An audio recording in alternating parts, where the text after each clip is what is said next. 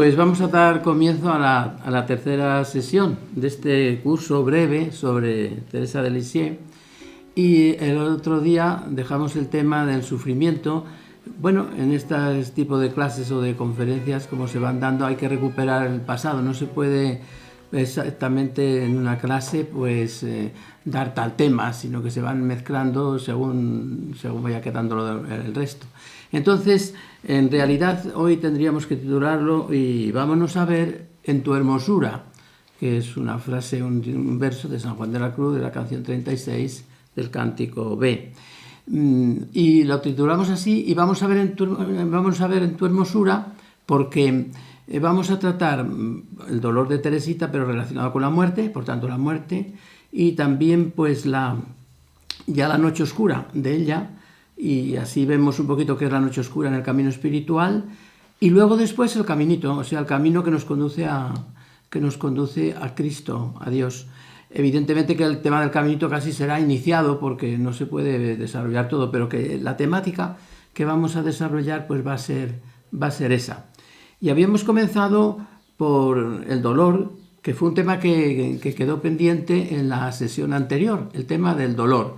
Bueno, en Santa Teresita aparece muchísimas veces ese deseo, bueno, sí, y me entró como el deseo de sufrir. Habla mucho del sufrimiento. Y si se lee a la santa sin criterio así profundo, se pudiera pensar que era una mujer que estaba deseando siempre sufrir por Cristo, claro, evidentemente, porque se unía todo el sufrimiento de ella venía relacionado con un descubrimiento nuevo de Jesús. Cuando en aquella estampa que ve que cae la sangre y descubre cómo esa sangre de Cristo se pierde y no se recoge, ella pues habla de recogerla y habla también de la idea de sufrir. También habla de la idea de sufrir después de la comunión, cuando en aquellos encuentros con el Señor pues le decía que le convirtiera en amarguras todas las alegrías de la tierra. Y así sucesivamente, habla con mucha frecuencia. Entonces, algunas personas, personas ajenas a la fe, pues pueden pensar que es una persona alterada psicológicamente, porque ese deseo de sufrir, pudiera ser así. Sin embargo, en la vida de ella es una mujer pues como muy, muy seria, muy sensata, muy fuerte y además con una capacidad, ¿verdad?, de reflexión y de enfocar las cosas maravillosamente. Bien, eso está ahí.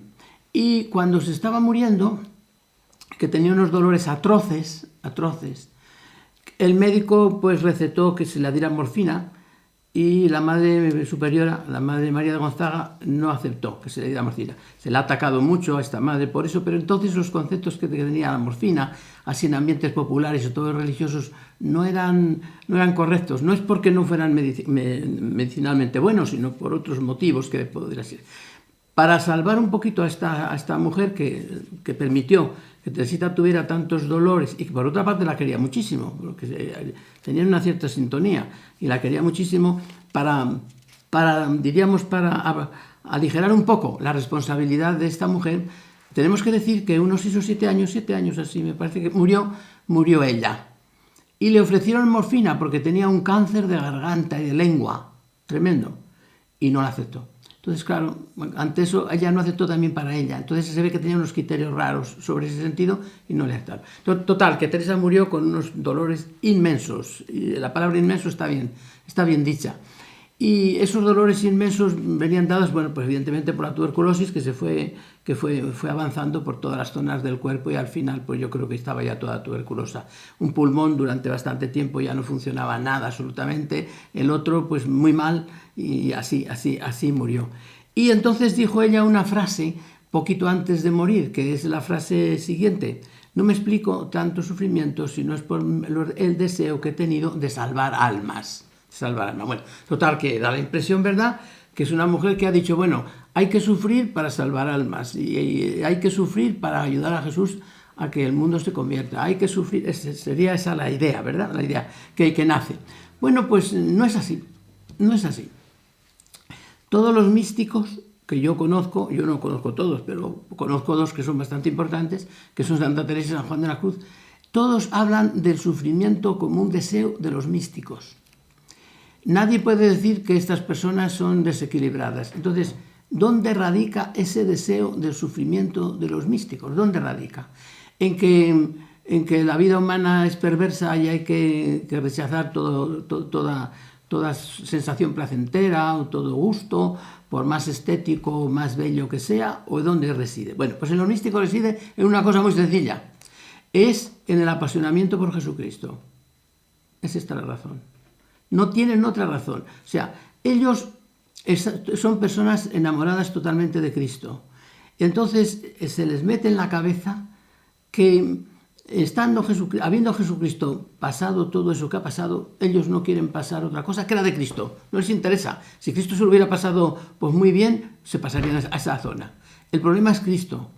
No es el problema si el dolor, no dolor, si el pecado, no pecado. No, el problema es Cristo. Entonces es un enamoramiento loco por Cristo. Y yo siempre digo que en esta zona los místicos no son ejemplares, es decir, ellos mismos nunca aconsejan hacer esto. Ni siquiera San Ignacio, nunca aconsejan hacer esto a los otros, nunca.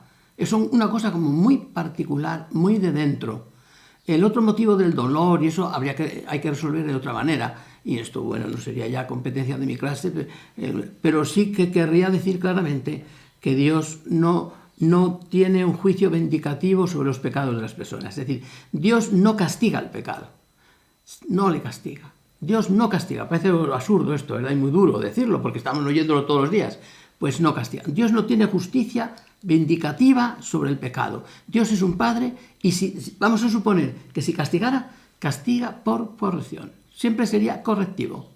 Y siempre sería, como hoy se entiende, todos los problemas que tiene Israel, que empieza a decir Israel, Yahvé me ha castigado, me ha mandado al exilio. No, Yahvé no le castigó mandándole al exilio.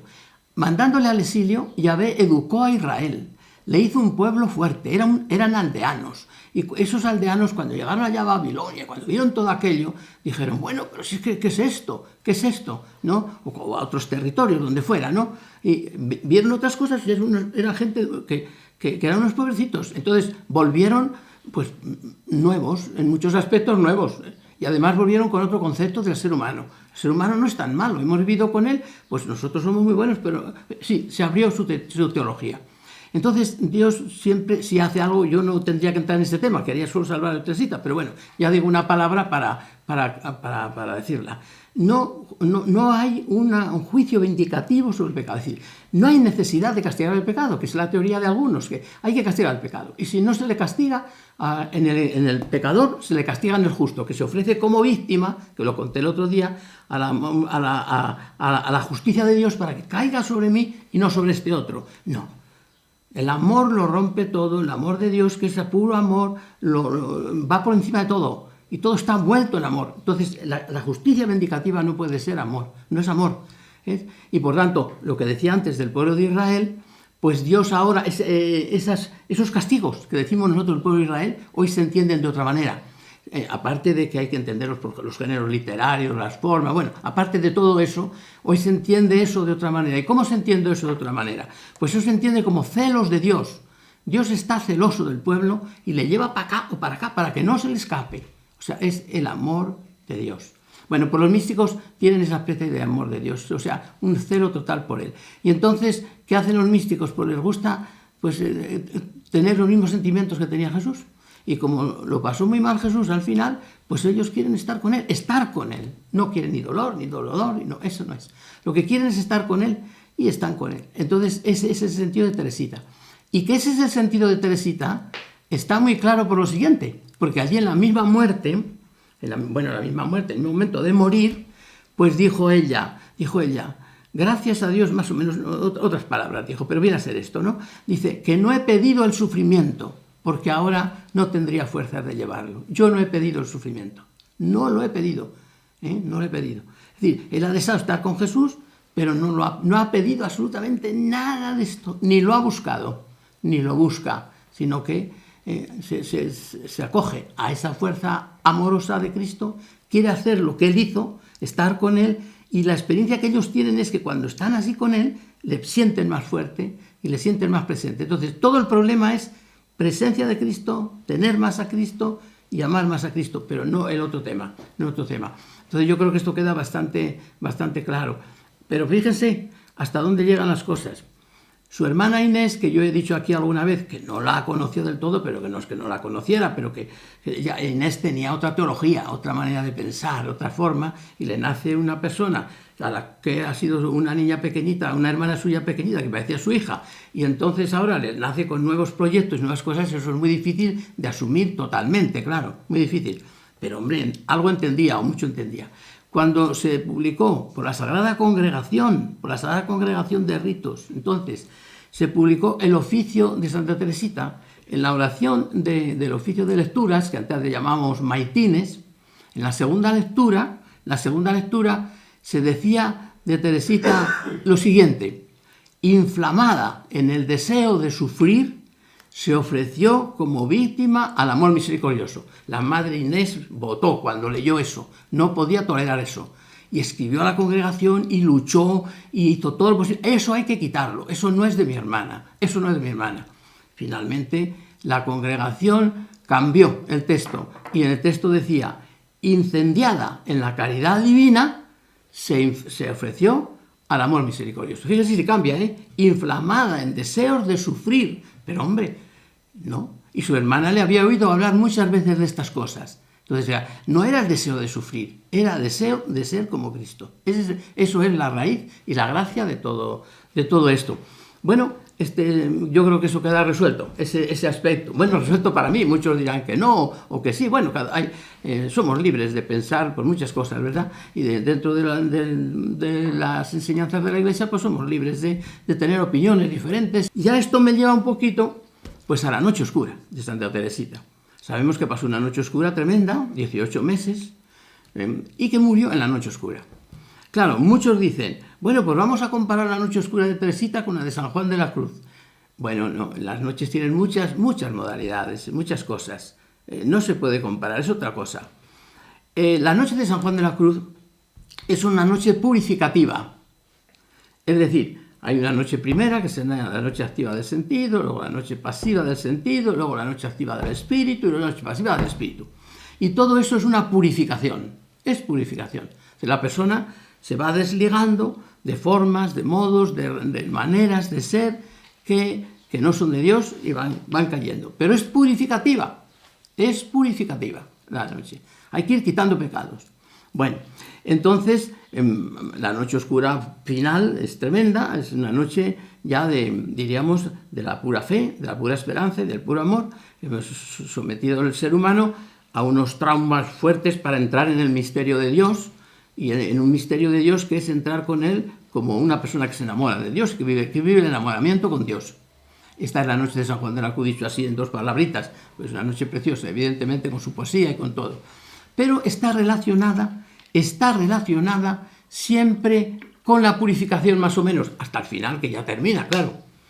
La noche de Teresita tiene muchas modalidades, porque mire, Teresita ya cuando tenía 14 años, dice ella en el folio 47 recto, porque se citan así las cosas para que lo puedan ver, dice: Dios hizo conmigo lo que dice Ezequiel.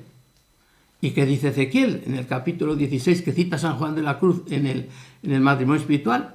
Pues que hizo una alianza de matrimonio. Entonces Teresita tenía eso ya de niña. De niña tenía esa realidad. Cita a Ezequiel y se queda tan tranquila. Y le cita, evidentemente, los autores dicen todos que le cita por San Juan de la Cruz, pues no por la Biblia. Además es un texto que es un poquito, ya lo dije el otro día, llamativo, porque está relacionado con los amores, con la desnudez, etcétera, etcétera, del cuerpo humano. Y bueno, que fácilmente en el convento no lo tendrían así cerca. Ella lo cita por San Juan de la Cruz, que el texto está entero y precioso, y además citado por San Juan de la Cruz con un lenguaje español muy, muy curioso, muy bonito, muy bello, hace como juegos de palabras y de cosas, es bellísimo el texto. Está en la canción 23, podéis encontrar ese pasaje de Ezequiel, que es el capítulo 16. Pues bien, entonces la noche de Teresita no es una noche purificativa del todo, habrá algo de purificación, digo que no, es de ofrenda. Entonces, claro, ya se desliga de la de San Juan de la Cruz, ya no es lo mismo, aunque haya zonas. Entonces, claro, si queremos decir que Teresita vivió la noche de Juan de la Cruz, murió en ella. Entonces, acababa de entrar lo que en las zonas de San Juan de la Cruz se puede llamar el desposorio, murió en ella. Pero resulta claro resulta que ella ya dice anteriormente, ¿verdad?, que está en el matrimonio espiritual. No lo dice así, pero lo viene a decir. Cita un pasaje de San Juan de la Cruz que habla precisamente del matrimonio espiritual. Por tanto, la noche tiene ahí otra característica, ¿verdad? Otra zona, otro aspecto en Teresita. Por tanto, es una modalidad diferente de la noche. Entonces, ¿qué sentido tiene esta noche de Teresita? Bueno, pues ella misma lo dice, es un sentido de ofrenda para los que no creen. En Francia, en aquella época, y bueno, en muchas épocas, ¿verdad?, ha habido gente muy intelectual, ajena al pensamiento, no ajena, sino muy diferente del pensamiento de la Iglesia, que ha rechazado a la Iglesia, y que ella oyó hablar de ello, lo conocía. No tenía mucha cultura porque entró de pequeñita en el convento y no pudo estudiar mucho, pero ella eso le sonaban todas esas cosas. Entonces, ella quiere ser como una ofrenda a esos pecadores que no tienen fe. Y entonces, ¿qué ocurre? Que Dios somete la fe de Teresita a unas pruebas tremendas, de purificación, diríamos, de ampliación y de ofrenda. Entonces, ese es el sentido que tiene la noche.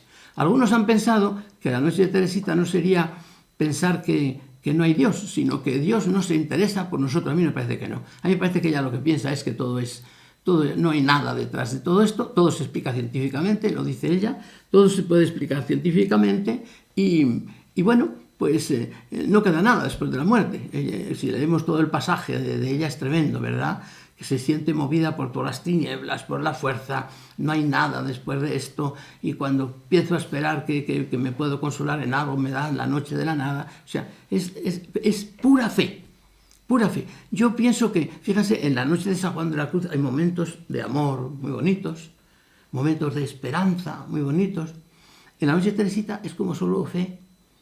Bueno, está todo, evidentemente, pero es lo que brilla, lo que aparece como fuerte, es la fe, es la fe. Entonces, esta sería la interpretación que yo quisiera hacer de la muerte de ella, la fe.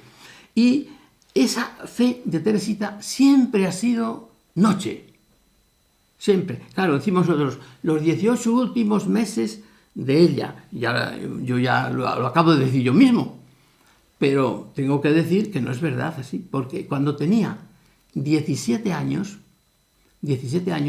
y fue a confesarse con el padre Alexis Pruck, que ya les dije el otro día, hablé un poquito de él, dice, tenía ya muchos problemas de fe. Ella dice, a veces pensaba si habría cielo. Bueno, no pensaba, le venían todo le venía a la mente, como lo que es una tentación, digamos, que te viene, te puede, y no te puede, porque interiormente estás firme, pero te derriba todo, Entonces, yo creo que ella ha estado siempre en la noche. Ha sido como muy perspicaz, fíjate, a los 17 años ya andar con este asunto. Piense que acababa de entrar de la vida religiosa, de hacer la profesión, y ya andaba con estos problemas. Por lo tanto, ella ha sido una mujer, diríamos, metida en la profundidad de la fe. Y aquí se puede entender muy bien, y claro, yo no quiero perderme de mi discurso, pero aquí se puede entender muy bien, ¿verdad?, pues el sentido de su mística, que no quisiera yo adelantar tiempos, pero bueno, puedo decir un poco ahora. El sentido, cuando el otro día les decía que es experiencia, más allá de la experiencia, pues está aquí en esta idea.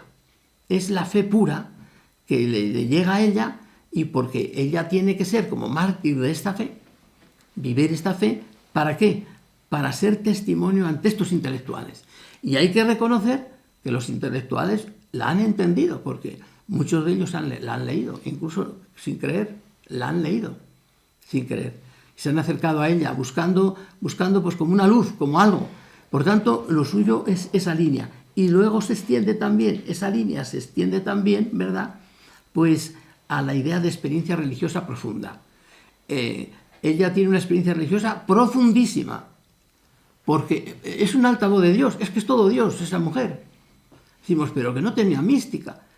Pero ¿cómo que no tenía mística? ¿A qué llamamos mística? Si es que sonaba todo a Dios en ella, sonaba todo, tenía diríamos, como una vibración de Dios, era como una cosa, como un órgano de Dios, una cosa especial, vibraba todo. Entonces, ¿a qué llamamos mística? ¿A configurar las cosas? Pues no sé.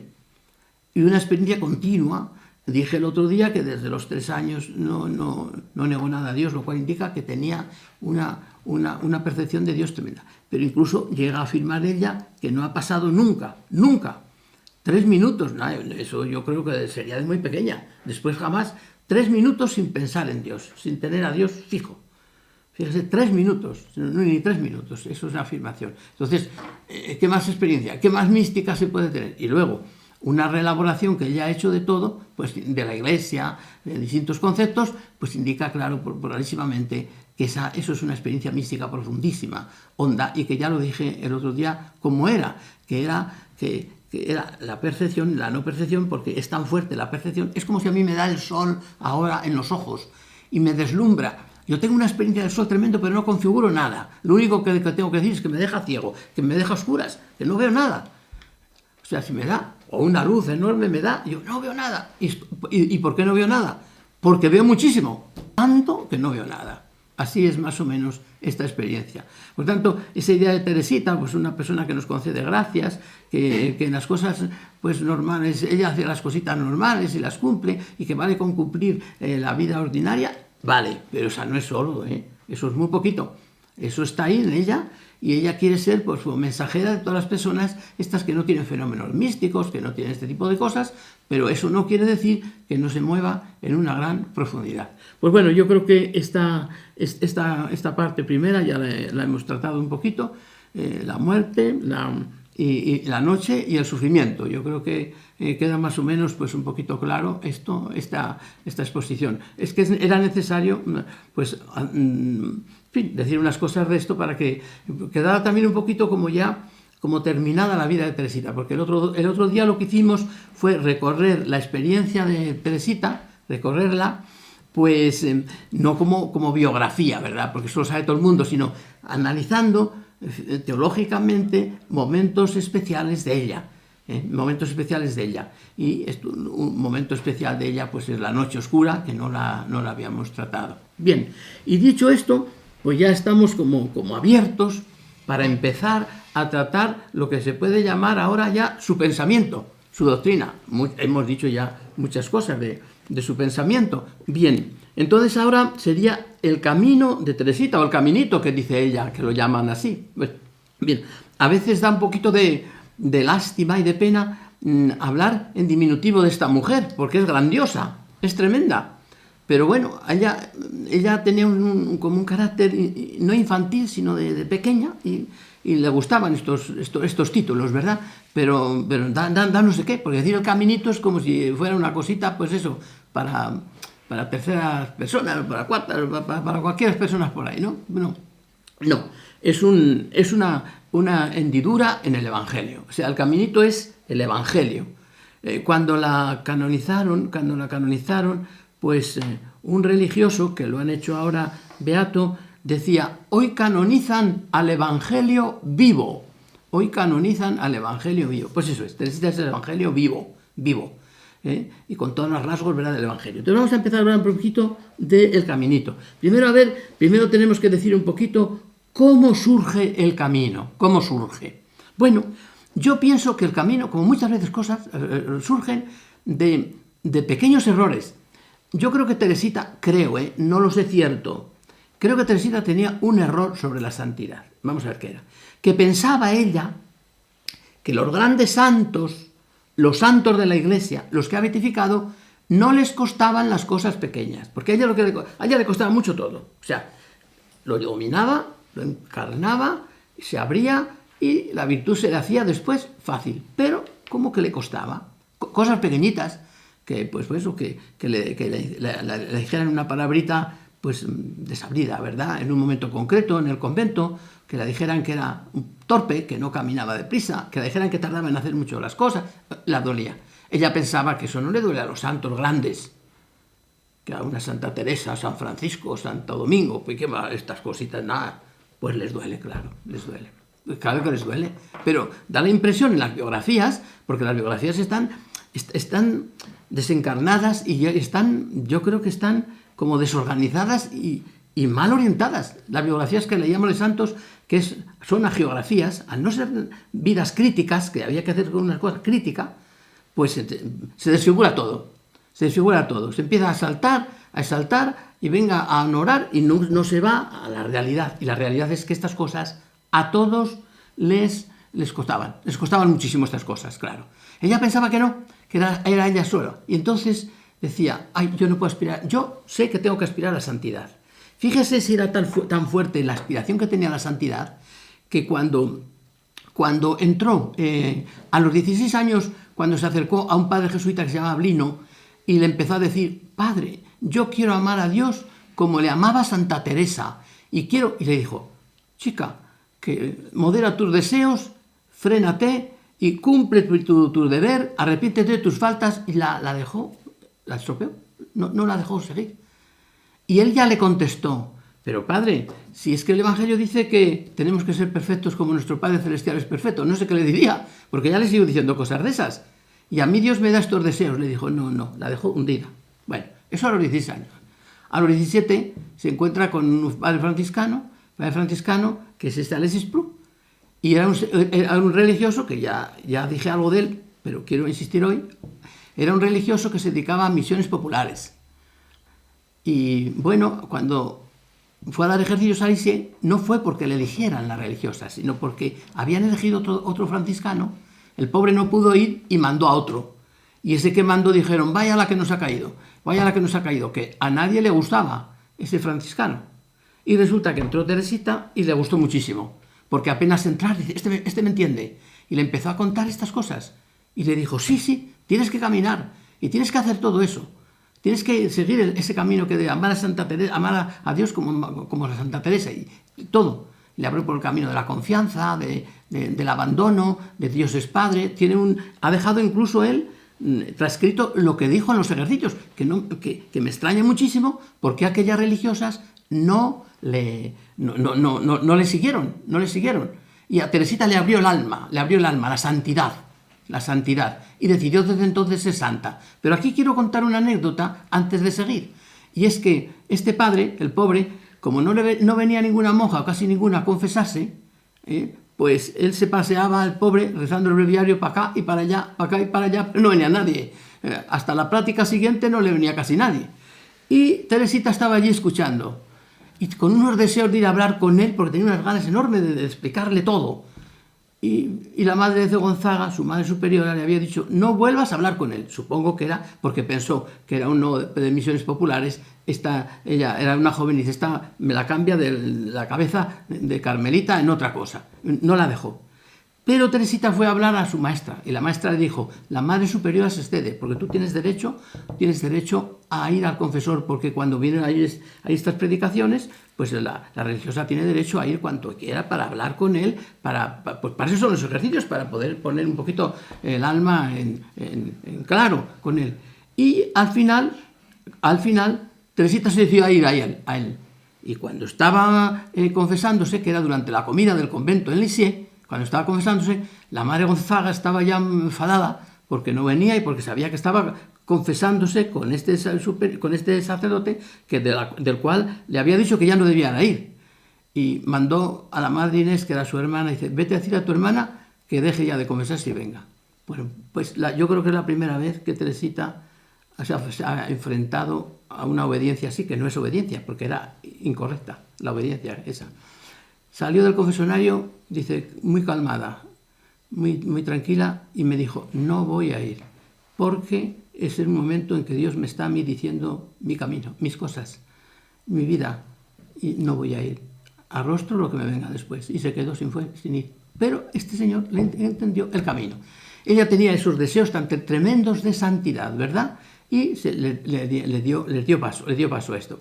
Y entonces el problema era que ella pensaba, ¿verdad?, que la santidad no era de las cosas pequeñitas, sino que era de esos grandes santos. Y ella veía que era lo pequeñito. Entonces, este tremendo problema de santidad la creaba ya un problema enorme, porque decía, yo no puedo hacer las obras de los grandes santos. No puedo ser como San Francisco, como Santa Teresa. No tengo visiones, pero tengo unos deseos tremendos. Fíjese qué deseos tremendos tenía, que en una carta a su hermana Inés, en el 89, le dice a la madre Inés quiero amar, estaba ya en un retiro, y le dice, yo quiero amar a Jesús más que nadie le ha amado en esta vida. Pásmese, ¿eh? ¿Qué deseos tendría? Más que nadie. Ya no como Santa Teresa, más que Santa Teresa. O sea, eso es lo que sentía ella por dentro. Por eso digo que el caminito va surgiendo con esta realidad. Primero, ella quiere ser santa, y también, digamos, que quiere ofrendar a su padre que una entrega tan profunda que su padre se quede tranquilo de haberla perdido humanamente, porque la va a tener ahora de otra manera. Y así diríamos que se va configurando el aspecto de la santidad de Teresita, y está en unas luchas tremendas. Porque ella decide y quiere vivir la santidad, pero ve que esa santidad que ella sueña, pues no lo consigue con el esfuerzo. No que ella cayera en nada, porque sería ni siquiera imperfecciones, pero veía que eso no funcionaba. Y entonces diríamos que el no querer funcionar, el no poder hacer funcionar eso, pues empieza a nacer en ella como otra idea. Y empieza a nacer una cosa muy sencillita, que decir, pues no me interesa tener este tipo de santidad, ni esta, ni la otra. Me interesa solo el amor. No valoro nada. Que si paso por aquí, que si estoy en un estado, que si estoy en otro, que si he vencido esto, no valoro nada. Empieza por esta idea. Y nace, ahora va a nacer como una santidad de puro amor. Claro, vosotros diréis, todas las santidades son de puro amor, sí, pero van condicionadas normalmente con obras. Teresita no. Teresita en este primer momento, lo que quiere ella es realmente, pues, que su alma, su corazón, sea solo entrega. No valoro nada, ni me importa nada. Si soy santa como si no soy santa. Ya quita esa idea, incluso quita esa idea de santidad. Si soy santa como si no soy santa. Yo me entrego. Él me da. Y junto con el amor nace el abandono. Inmediatamente nace el abandono. Y dice, bueno, como no me interesa nada, y se está estructurando, ¿verdad?, lo que es el caminito, que ahora vamos a estudiar un poco las cosas. Entonces, nace primero el amor y nace después el abandono y confianza, que están pegando. Y al mismo tiempo nace otro elemento muy importante, que es la humildad. Vamos a entender cómo se entiende todo esto. Porque la humildad puede ser mal entendida en el sentido de que uno pues, empieza a desconsiderar y empieza pues, a desvalorizar la propia persona y la obra de Dios, pero no va a ser así en Teresita. Entonces lo primero que nace es, como digo, el amor. Fíjense que ella se va a definir en el corazón de la Iglesia, mi madre, yo seré el amor.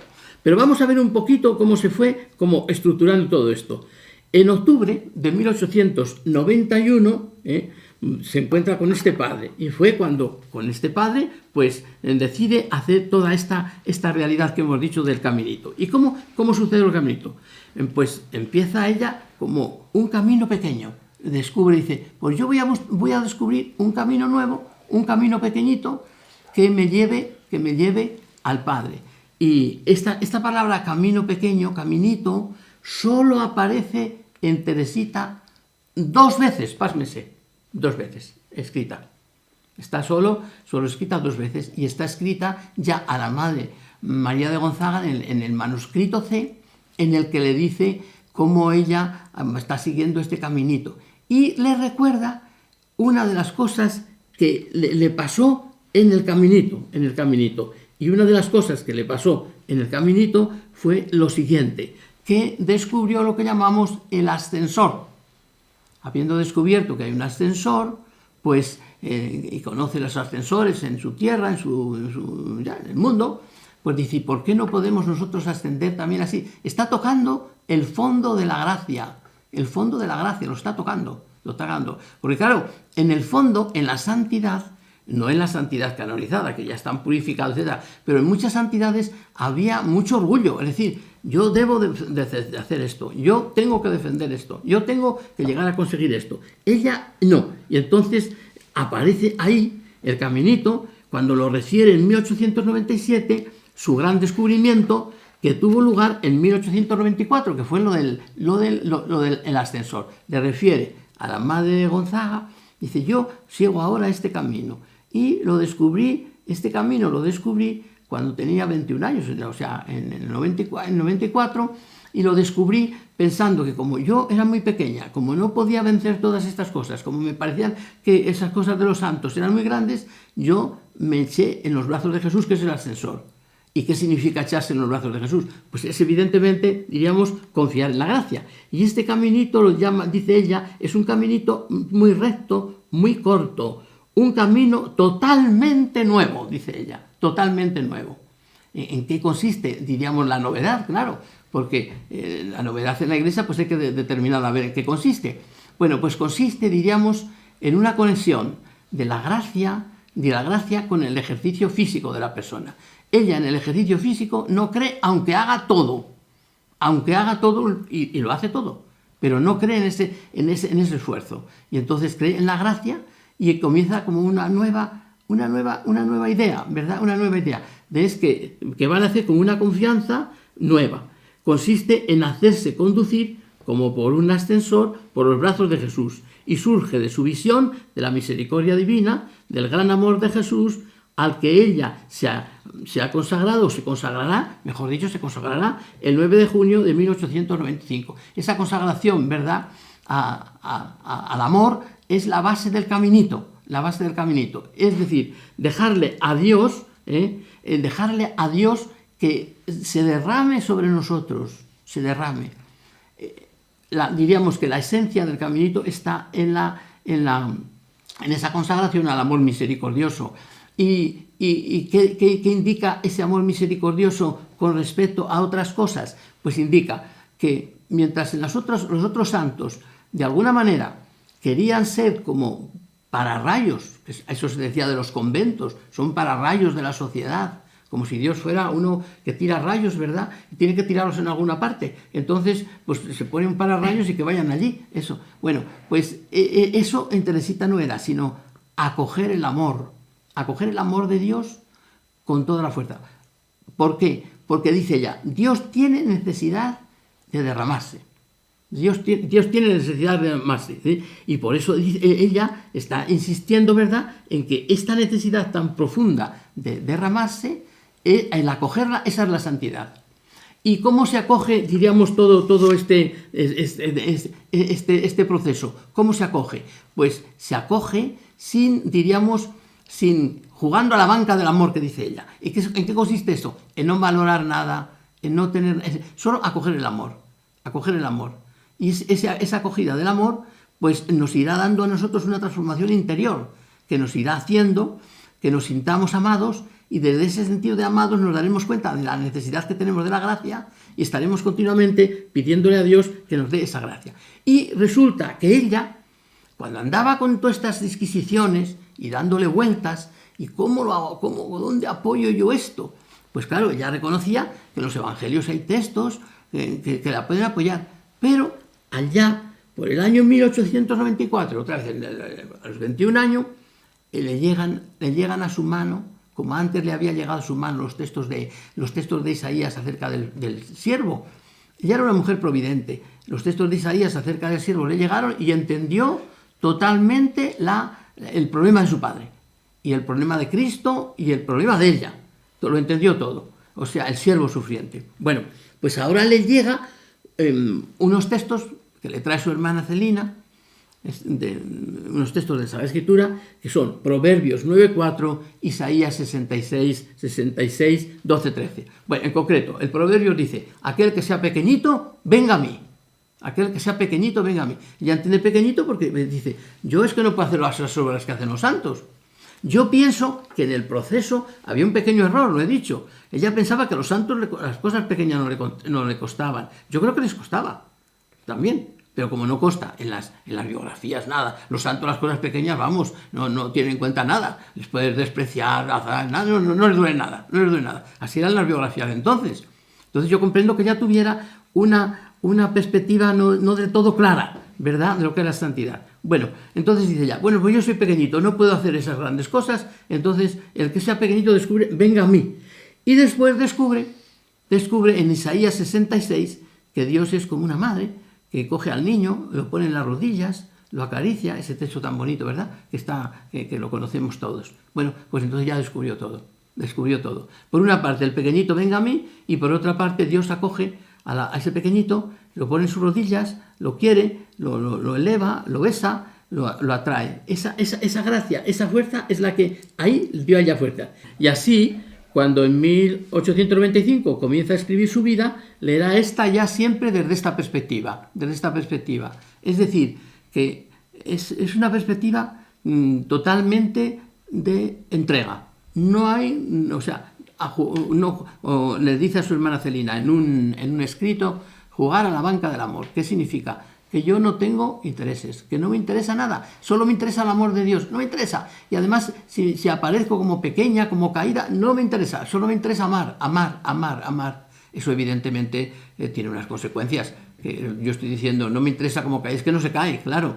Y va descubriendo poquito a poco el sentido de la gracia. El sentido de la gracia que es, no, la gracia lo hace todo, no todo, nos mete a nosotros en el engranaje. Ese meterse en el engranaje, ese sentir a Dios próximo, ese sentir a Dios misericordioso y compasivo. O sea, sentir que Dios viene a ti y que necesita proyectar su amor. De la misma forma que los otros decían que se necesitaba proyectar la justicia tiene que cumplirse. Dios tiene que ser justo. Entonces, si va uno y se pone debajo como para rayos, pues Dios encantado, porque Él tiene que echar ese fuego que tiene en las manos, que se le quema. La justicia. Bueno, pues dice ella, pues tiene que ser el amor también. El amor más que nada, porque el amor es suyo, es lo suyo. Entonces, es como entrar a colaborar a que Dios se revele, entre y se baje. Y además dice ella otra cosa que va descubriendo, es que va descubriendo cositas. Y otra cosa que descubre es que el amor siempre tiene como condición a bajarse. El amor siempre se baja. Y a Dios le gusta hasta bajarse. Fíjense que nosotros a veces decimos, bueno, no sé, como que nos conmueve, evidentemente, cosas que hace Jesucristo, por ejemplo, lavar los pies a los discípulos y todo eso. Bueno, y que es tremendo toda esa realidad, bajar hasta lo hondo del hombre, hasta lo más bajo de la persona humana, del ser humano, del hombre, de la mujer, bajar hasta lo más hondo, pues eso es más que la encarnación, ya no se puede ir más bajo, ¿no?, que de los pies. Bueno, pues todo eso al amor le gusta, le va. Es tremendo pensar eso en Dios, ¿eh? A Dios eso le gusta, bajarse a lo más bajo, a lo más bajo. Evidentemente que nosotros tenemos que reconocerlo, pero eso lo descubre ella. Entonces, ¿y dónde se baja Dios más bajo? Dice, las almas pequeñitas, dice ella, pero luego los tiende más. Dice, no hace falta que sean almas eso, pueden ser también los pecadores. Dios se baja ahí. Entonces, ese concepto de Dios que como queriendo entrar casi a la fuerza. Y solo se le deja cuando uno es nada. O sea, cuando se abre, cuando se hace un hueco, y ya uno no es nada. Eso es la esencia del caminito que después mañana, o el próximo día, cuando tengamos esto, pues veremos otros aspectos como son pues la fe, el abandono, la confianza, la humildad. Vamos viendo estos temas que se van desarrollando para ir viendo cómo el caminito se va configurando. Pero hay una cosa muy, muy importante. Si nos detenemos, pues, digamos un poquito en el caminito, pues tendríamos que descubrir tres cositas ahora sin entrar más a fondo todavía en el acto de ofrenda. Primero, deseo de santidad. Eso tiene que estar claro. O sea, el caminito tiene una cosa que es una opción fundamental. Una opción fundamental. O sea, uno desea la santidad y solo la santidad. Luego vienen los problemas, habrá caídas, habrá retrocesos, todo eso se extiende. Pero tiene que haber eso. Si no, no hay caminito. O sea, un deseo fundamental de la santidad. Y que consiste la santidad en amar al Señor más que nadie lo ha amado. Luego veremos si lo logramos. Pero más que nadie lo ha amado. Esa es la idea básica. La primera es esa. Después, segundo, experiencia de la propia impotencia. Es decir, yo eso no lo voy a poder conseguir. Porque me voy a proponer yo amar a Dios más que Santa Teresa. Pero hombre, por Dios, es para reírme. Pues sí, puedo proponérmelo. Pero, ¿y dónde viene mi fuerza? Pues experiencia de la propia impotencia. Yo eso no lo puedo tener. Por tanto, para llegar a eso me voy a abandonar en Dios. ¿Y qué es eso de abandonarse? No es una cosa, no es una cosa negativa. Digo, sí, es pasiva, es pasiva. Abandonarme es un esfuerzo que hago de echarme en Él, es decir, de dar toda mi confianza a Él para que me haga esto que yo le pido, que es como un absurdo, pero que venga y se derrame sobre Él, que se derrame. Entonces el caminito consiste en que sin orar estás todo el día hablando, porque le estás pidiendo a Dios que se derrame sobre ti, que sea sobre ti. Esto sería como el tercer elemento, ¿eh? Y una cosa que ella dice muchas veces, que es a veces difícil de entender, que es, y que Dios sea mi propia santidad. Yo no quiero esto, lo otro, aquello. Mi propia santidad es Dios.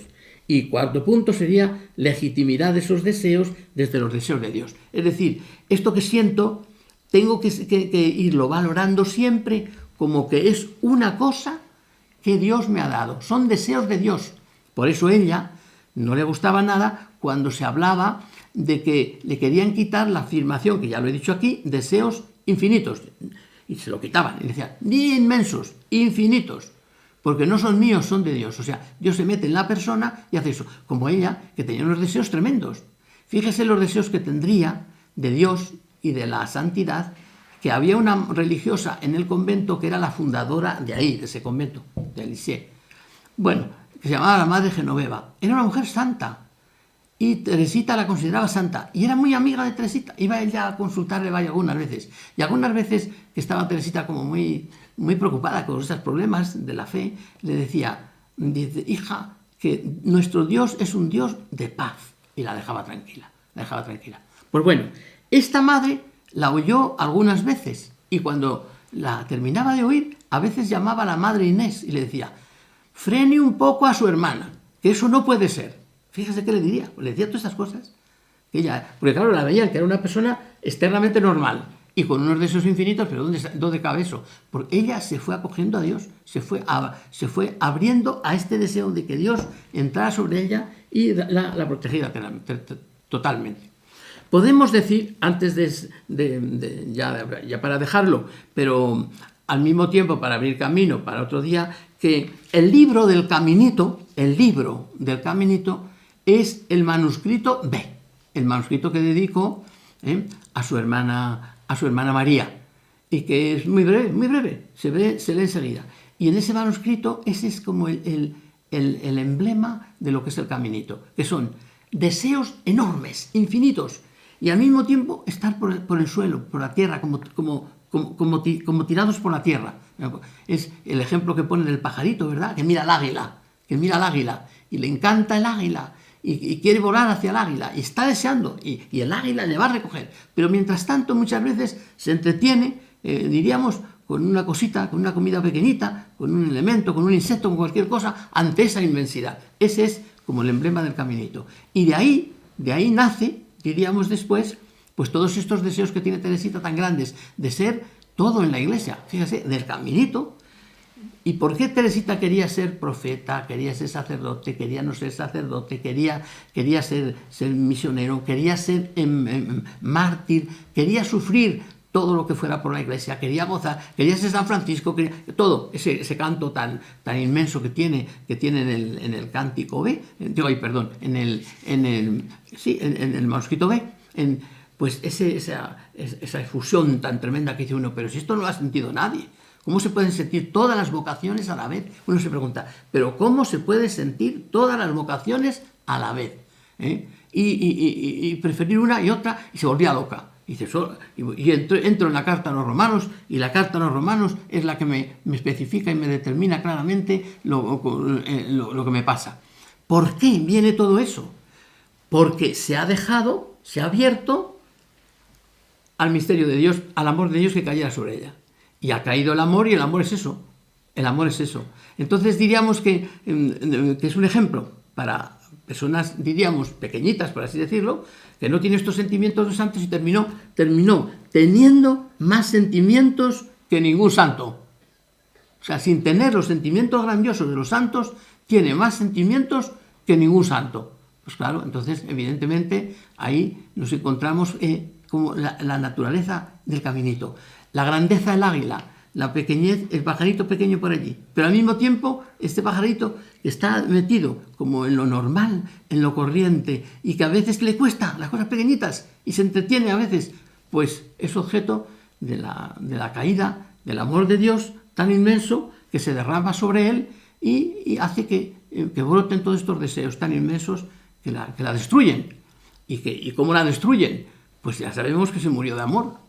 Ella soñó siempre que el amor la matara. Un acto de amor, como fuera, la matara. Y estaba convencida de que podía ser de cualquier manera. No haría falta de que fuera de forma espectacular el amor, que la matara. Pues como a Jesucristo no fue de forma espectacular. Pero sin embargo ella, pues el Señor le concedió todos los deseos, como se los había concedido. Y ella pensaba, este también me lo concederá. ¿Y cómo le concedió todos los deseos? Pues en la muerte ya sabemos, ¿no?, cómo murió. La muerte de Teresita está bien testificada, es decir, no hay cuentos ni narraciones, como muchas veces hay en las vidas de los santos que cuentan y recuentan y al final ya no sabe uno qué es lo verdadero. La muerte de Teresita está muy clara, testificada. Está certificada por su hermana Paulina en las últimas conversaciones, la podéis leer, es maravilloso, es una cosa preciosa. Y está testificada también por su hermana Celina en un libro precioso que se titula Consejos y Recuerdos, y recuerdan ese momento muy bien. Y todas las religiosas lo vieron. Saben que cuando estaba muriendo la madre Gonzaga, pareciendo que era profeta, como a veces como pasa en las Sagradas Escrituras, pues dijo, en el momento que empezó a morir, que ya se veía que iba a morir, pues dijo, abran todas las puertas. Y mandó tocar la campana y fueron todas las religiosas menos una que no oyó la campana. Fueron todas. Luego vieron el espectáculo. Y el espectáculo pues fue maravilloso, ¿verdad? Todos lo conocemos. De repente estaba así como caída, se levanta, dice, Jesús os amo, Dios mío os amo, y abrió los ojos. Y se le cambió un poquito el rostro, eso ya no sabemos si fue que se lo imaginaron, que lo vieron, porque estas cosas son muy complicadas. Pero él ya abrió los ojos, miró y se quedó y cayó rendida, o sea, matada, o sea, muerta. De tal manera que Inés dijo, ¿qué habrá visto para esto? ¿Qué habrá visto? Eso ya son suposiciones, ya salimos de la suposición. Y cayó así, muerta, la mató el amor. Entonces diríamos que eso que ella había vivido toda la vida, eso que había querido desear, que Dios descargue sobre ella el amor, al final lo descargó, y lo descargó bien, porque lo descargó que le quitó la vida, gloriosamente. Y murió, como dice San Juan de la Cruz, que mueren las personas que están ya en la llama de amor viva, así, tal como San Juan de la Cruz describe la muerte, que si Dios viene y no necesita tiempo y que quiere cuanto antes llevárselas, se las lleva, y algunas mueren en unos transportes de amor especiales y tal, y parecen que mueren de muerte natural, pero no es de muerte natural. Esa descripción de San Juan de la Cruz se cumplió perfectísimamente en ella. Pues bien, aquí lo dejamos y seguimos el próximo día pues con la esencia del caminito. Tendremos que explicar un poquito qué es el abandono, qué es la confianza, qué es la fe, o sea, como un poquito la esencia, ir poco a poco como describiendo más detenidamente qué es el camino que Teresa de Lisieux nos prepara y en qué consiste esencialmente su doctrina. Porque claro, el caminito no solamente es la fe, la confianza, el amor y la humildad y algunas cosas más que ella va a vivir. El caminito es Jesucristo, es Dios, es el Espíritu Santo, es la Trinidad. Entonces tenemos que conocer un poquito eso, cómo se mueve ella en estas dimensiones. Pues bien, así dejamos esta sesión y muchísimas gracias por estar ahí escuchando.